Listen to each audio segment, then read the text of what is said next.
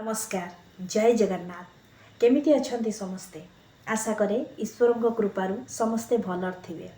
संपर्क शुणा लगुच गोटे छोटिया जिनसटे किंतु तार व्याख्यान कले गोटे पोथीटीए हम। ये संपर्क को सुदृढ़ करने निमित्त आमको जीवन में किसी सूत्र आपणा पड़ो। से सूत्र सबू कौन चलतु टे आलोचना करदे। प्रथम कथा हूँ जेकोसी संपर्क हो बंधुों सहित हो बांधवी सहित हो सहकर्मी सहित हो जेकोसी संपर्क से जदि पारस्परिक विश्वास नथिबो गभीर प्रेम नथिबो अधिकार नथिबो ताले संपर्कटी संपूर्ण रूपे पाणिचिया हो। तेणु एसबु प्रति आमको विशेष रूपे ध्यान केंद्रित करने को पड़ता है।